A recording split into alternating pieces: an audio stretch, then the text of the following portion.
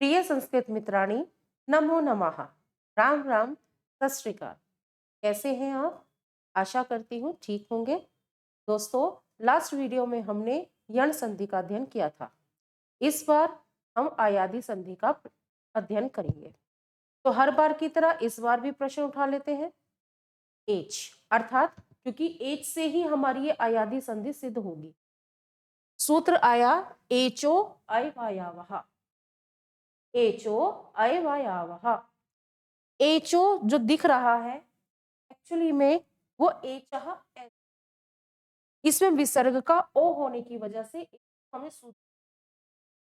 जब हम इसको प्रत्याहार के रूप में देखते हैं तो हमारे सामने आता है एच, जो कि प्रत्याहार है। और लास्ट वीडियो में इस प्रत्याहार के बारे में विस्तृत वर्णन कर चुकी। अगर एच लिखा है तो इसका अर्थ क्या है और अगर ऐच लिखा हुआ है तो इसका अर्थ क्या है। फिलहाल हमारे सामने यहाँ एच है, जिसके अंतर्गत ये दो प्रत्याहार आते हैं, ए ओंग, आई औच। अंतिम वर्ण जो कि इत्संजक है, गिने नहीं जाएंगे। तो अंततः हमारे पास आए ए ओ आई औ, अर्थात एच एक प्रत्याहार है जिसके अंतर्गत ए ओ और आई औ ये वर्ण आते हैं। वो कह रहा है कि ए ओ आई औ इनको, इन वर्णों को क्या आदेश कर दो।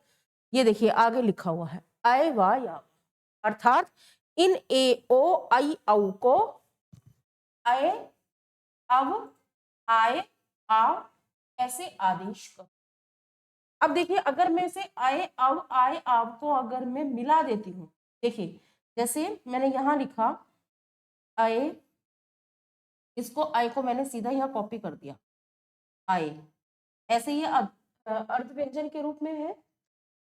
ठीक है, अब इस अ ने इसको कंप्लीट किया, पूर्ण किया, तो ये अब हो गया पूर्ण। ठीक है, तो ये बन गया ऐसे अय। ये वह आया यहाँ पे क्योंकि ये अर्ध रूप में है, और ये दीर्घ आ इस व को पूर्ण करता है, तो ये ऐसे आ जाता है। फिर अब हमें क्या दिखा यहाँ पे, य जो कि अर्ध रूप में है, जिसको ये दीर्घ आ पूर्ण कर देता है, और ये व उच्चारण की दृष्टि से ये पूर्ण हो जाता है। क्या बन गया, अय वा यावह। तो ये यही तो लिखा है यहाँ पे, अय वा यावह, अर्थात अयादी संधि को कहीं पे हमें कहीं कहीं पे अय वा यावह संधि ऐसे भी लिखा हुआ मिल जाता है, और यही इसको आदेशित करना है, अर्थात एच को अय वा याव आदेश करना है। कैसे? ए को क्या करेंगे, ए को आदेश करेंगे अय, ओ को आदेश करेंगे अब, आई को आदेश करेंगे आए, और आव को आदेश करें, औ को आदेश करेंगे आव। ठीक है, एच को हमें क्या आदेश करना है, आए, अव, आए, आव। ठीक है, ये तो था इसका सामान्य नियम। सामान्य क्या नियम ही यही है। अब इसे थोड़ा सा और अच्छे से समझते हैं। एचो आय वायावह ये इसका सूत्र है अयाति संधि। अब यहाँ इसको थोड़ा और अच्छे से समझते हैं। पाणिनि जी ने कहा अष्टाध्यायी में लिखते समय कि एच को आय वायाव कर दो, कर देते हैं, लेकिन नियम के अनुसार उसे पर वर्ण में, पर वर्ण भी तो कुछ ना कुछ चाहिए, पूर्व वर्ण को आदेशित करना है। ठीक है, कर देंगे, लेकिन पर वर्ण में भी तो कुछ चाहिए। तो उसके लिए जो पाणिनि जी लिख रहे थे, तो उससे पहले का सूत्र है ई को यणची। क्या सूत्र है? को यणची। इस यणची अर्थात अची में से हम अची, ऐसे ये प्रत्याहार ले लेते हैं। अची में सप्तमी विभक्ति का एकवचन लगा हुआ, जैसे पितृ।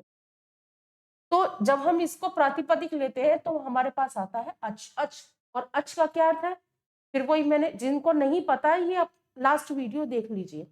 लास्ट वीडियो में मैंने आपको दिखाया था कि एच, ऐच, इक और अच, इन सब के बारे में जानकारी दी थी। तो अच अर्थात सारे। तो अब ये हमारी इक्वेशन क्या, अर्थात पूर्व वर्ण में क्या है, एच, और पर वर्ण में क्या है, अच। अच अर्थात सारे स्वर। कौन कौन से, हमारे सारे स्वर, अ ई उ री री ए ओ आई औ। ठीक है, और एच में ए ओ आई और औ। तो ऐसे आने पर फिर वही बात, इन स्थानीय वर्ण को ऐसे आदेशित कर दो। अब तक हमने ये चीज सिर्फ देखी, उसको दिमाग में सेट करी, प्रैक्टिस करी और रट लिया या दिमाग में सेट कर लिया, कुछ भी। लेकिन यहां इस वीडियो में अब आपको ये बात मैं समझाती हूं कि ऐसा क्यों। क्योंकि जब हम चीजों को समझ लेते हैं तो उस चीज को अभ्यास करके और संस्कारित करना ज्यादा आसान हो जाता है। देखिए, हमने एक सीखी थी गुण संधि, नहीं देखी है तो लास्ट वीडियो में जाकर देख लेना प्लेलिस्ट में। और एक हमने सीखी थी वृद्धि संधि। अब आप मुझे कमेंट बॉक्स पे बताएंगे कि गुण संज्ञक वर्ण कौन से हैं, वृद्धि संज्ञक वर्ण कौन से हैं। ठीक है, तो गुण संज्ञक वर्ण जो है और वृद्धि संज्ञक वर्ण जो है, देखिए क्या आया हमारे पास, अ और ई। ये इक्वेशन हमारे गुण की है। ठीक है, जब हमारे पास पूर्व वर्ण में अ या आ मिलता है और पर वर्ण में ई मिलता है, फिलहाल मैंने अभी ई उ री री ये चारों वर्ण मिलते हैं, लेकिन फिलहाल मैंने ई वाला वर्ण ले लिया। तो ऐसी कंडीशन में हमें इन दोनों का एक आदेश करना होता है, ए। आ और ई का एक आदेश करना होता है ए। मतलब इस ए में ई है, और जब हम यण संधि कर रहे होते हैं, जो अभी हमने लास्ट कराई थी, उसमें अगर मैं इक्वेशन को ऐसे पलट दूं, यानी ई पहले आ जाए और आ इसके बाद आ जाए, मैं यहां करके दिखा देती हूं। यानी ई पहले और आ बाद में, दोनों की कंडीशंस अलग है। यहां है अ पहले और ई बाद में, तो होएगा ए। और अगर हमारे पास ई पहले आ जाए और अ बाद में आ जाए, तो ऐसी स्थिति में इस ई का दोनों की जगह नहीं, केवल इस ई का या होता है। तो ये देखिए, या मैंने यहां लिख रखा है पहले से। और अगर मैं इस अ को ले लूं, अब बताइए ये क्या बन गया, ये बन गया आई। मतलब कहने का ये है कि ये जो अ है ये गुण संज्ञक वर्ण है, ए भी गुण संज्ञक वर्ण है और ओ भी गुण संज्ञक वर्ण है। अर्थात गुण संज्ञक वर्ण सारे एक जगह और वृद्धि संज्ञक वर्ण सारे एक जगह। इस ए में ये ई भी है, ऐसा समझे, ऐसा समझे क्या ये है, और इस ए को बनने के लिए इसमें ई की और ई से क्या बनेगा, यह बनेगा। अर्थात इसीलिए ए के स्थान पर आई, क्योंकि ए गुण संज्ञक है और अ भी गुण संज्ञक है। दूसरी बात, अगर अब अ के अ और उ, ये इक्वेशन फिर से अब हमारी गुण की है, तो ऐसी स्थिति में अ और उ इन दोनों का एक आदेश हो जाता है ओ। और अब मैं इक्वेशन को ऐसे पलट दूं, अर्थात पहले उ आ जाए, ऐसे पहले उ आ जाए और बाद में अ आ जाए, तो ऐसे में इस उ का व हो जाता है, जो मैंने यहां पहले लिख रखा। अगर पहले उ आ जाता है और बाद में अ आता है, तो ऐसी स्थिति में इस उ का व हो जाएगा। और मैं अगर ये अ में मिक्स कर दूं, अब क्या बन गया, ये अव बन गया। अर्थात कहने का तात्पर्य ये है कि ओ होने के लिए इसमें अ भी है और इस ओ में उ भी है, दोनों के मिश्रण से ये ओ बनाए, इसलिए इसे मिश्रित स्वर कहा जाता है, संयुक्त स्वर भी इन्हें कहा जाता है। तो अ भी है और उ भी है, इस उ है ना, और उ से ओ बना है, और जब ये स्थिति पलट जाती है तो इसी उ का व हो जाता है, और अगर मैं ऊपर से उतार दूं तो अब बन जाता है, अर्थात ओ के स्थान पे अब, क्योंकि ओ भी गुण संज्ञक है, अ भी गुण संज्ञक है, ए भी गुण संज्ञक। समझ में आया? अब ये इसका बड़ा रूप हो जाएगा क्या, औ।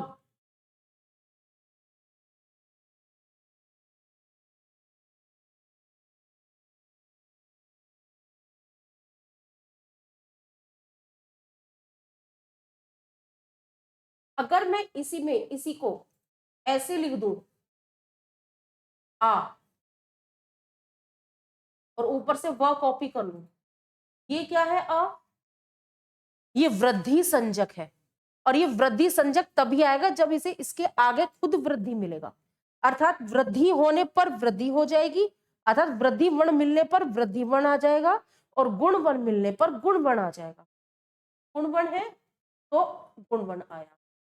अब ये कब हो रहा है, ये ओ का आव हो रहा है, ये औ का आव हो रहा है, तो ये क्या है, वृद्धि संजक वर्ण, इसीलिए ये भी वृद्धि संजक।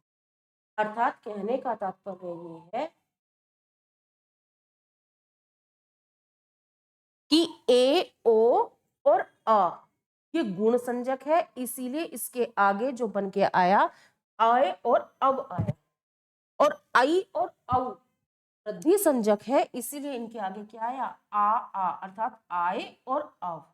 अब चूंकि ए होने पर ए बनने के लिए ई और ई से बन रहा है या, इसलिए यहां यह है, और ओ बन रहा है ऊ से, और ऊ से फिर पुनः बन रहा है व, यानी इस ऊ से ओ भी बन रहा है, इस ऊ से व भी बन रहा है, इसलिए व ओ वाले स्थान पर, और क्योंकि यहाँ पे आउ है तो वृद्धि संजक आ हो गया। याद रहे एच और अच दोनों के स्थान पर आदेशित नहीं होंगे ये आए आवे, आए आव आए आव, ये केवल एच के स्थान पर ही आदेशित होंगे। ये बिल्कुल ऐसे ही है जैसे यण में हुआ था, ठीक है, जैसे यण में हुआ था कि इक के स्थान पर यण होना है, ठीक ऐसे ही एच के स्थान पर ये आए आव आदेशित हो। थोड़ा सा समझ लेते हैं कैसे। देखिए मैंने यहाँ पहले से ही लिख दिया है, अब इसको यहाँ अप्लाई करते हैं। देखिए पूर्व वर्ण में हमें यहाँ क्या मिल रहा है, ए मिल रहा है, और इधर कोई भी स्वर। ध्यान रहे इसमें ए के बाद ए आने पर कोई फर्क नहीं पड़ेगा।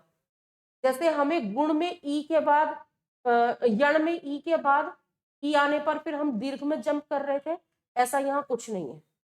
यहाँ पे अगर ए के बाद पुनः ए आ जाता है तो भी वो अयादि संधि ही लागू। तो ए का क्या करना है, आए, ठीक है। तो ऐसे में र में से ए निकल गया अर्थात स्वर निकल गया, तो ये कुछ इस कंडीशन में हो जाएगा हलंत के साथ। तो हर हलंत के साथ आए, और इधर हमने सेम कॉपी कर। अब इन सब को इकट्ठा करो और लिख दो, अर्थात ह र, इस अ ने इस र को कंप्लीट किया, और य इस ई के स्वर ने य कंप्लीट किया, और अर्थात हर यह। मात्रा अगर दीर्घ होती तो दीर्घ आ जाती, यहाँ है तो ह्रस्व। यहाँ क्या है आपके पास ओ, यहाँ पे अ, अर्थात अच ही है, और ओ का क्या करना है, देखिए ओ का क्या करना है, अव करना। तो ये श्रोता अधूरा था कि हमने इसमें से ये स्वर ले लिया और स्वर के स्थान पर अब बना दिया, और अनम सेम कॉपी हो जाएगा। अब इसको ऐसे ही हम यहां लिख देंगे।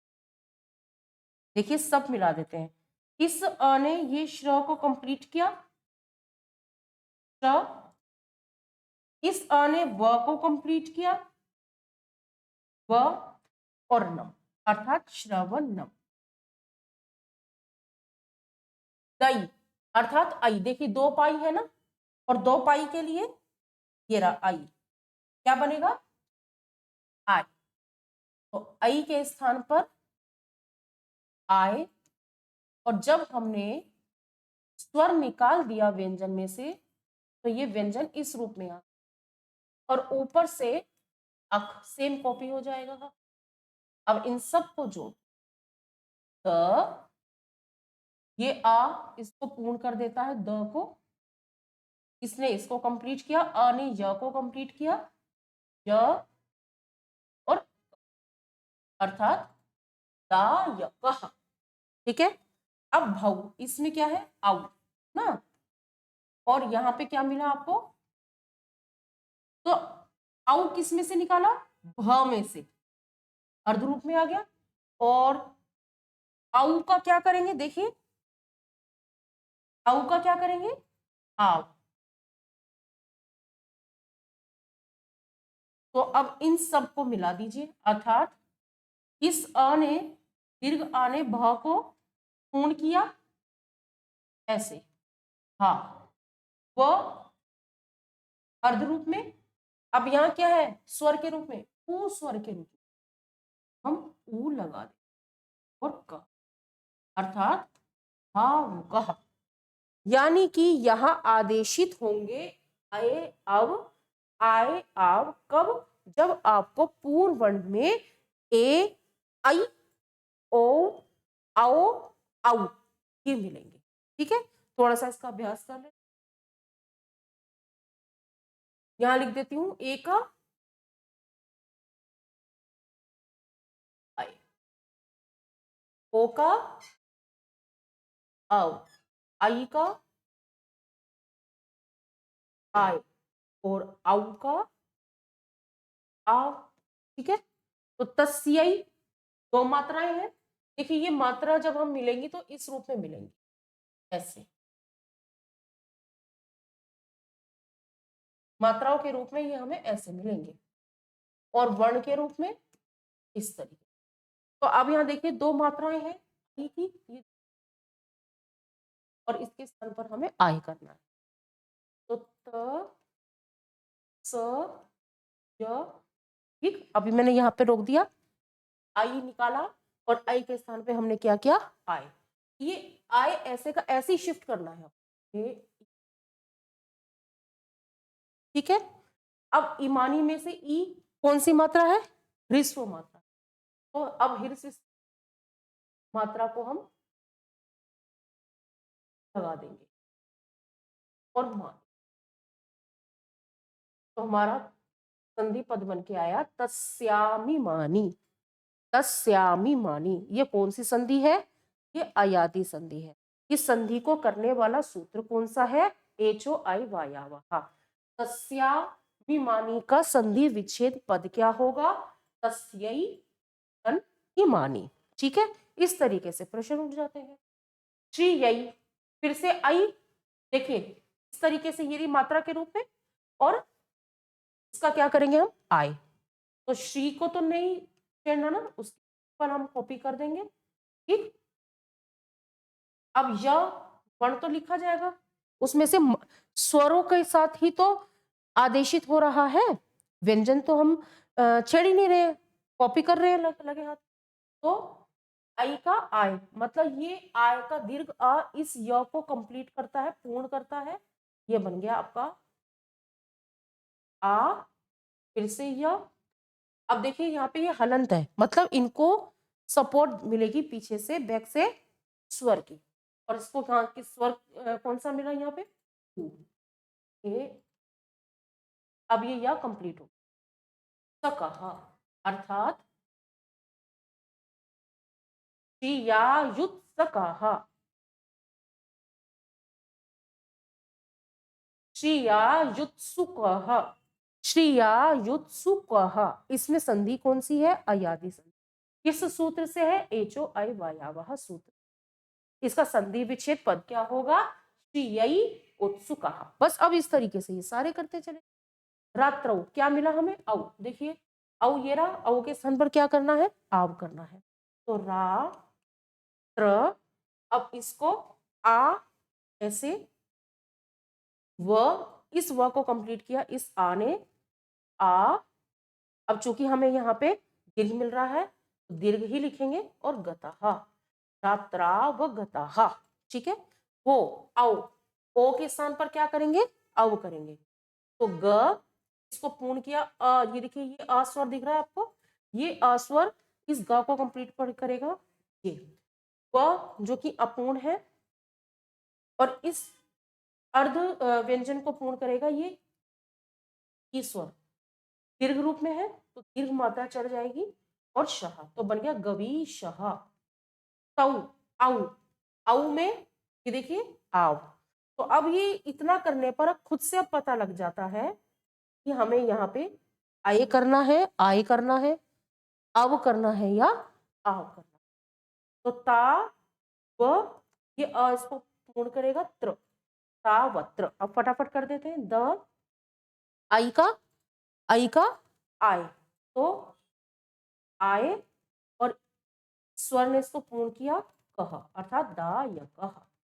गई प्लस अति, तो आई की जगह पे क्या करेंगे, फिर से आय करेंगे, तो गाय, ये अ को पूर्ण करता है और ति, अर्थात गायति। आप ये देखें कि आपको पूर्ण स्वर में, पूर्व स्वर में क्या मिल रहा है, या तो आई मिल रहा है या फिर ओ मिल रहा है, या तो ए मिल रहा है, आई मिल रहा है, ओ मिल रहा है, या फिर औ मिल रहा है। और इधर वाला स्वर निश्चित नहीं है, स्वर होना चाहिए बस। आपको पुनः ए ही मिल जाए, आई मिल जाए, ओ मिल जाए, या फिर औ मिल जाए। शई, आई, आई की जगह पे, आई की जगह पे क्या करेंगे, आय करेंगे ना। सा, य और क, सा य कह। मुने, ए की जगह पे क्या करेंगे, आई, तो मुंह,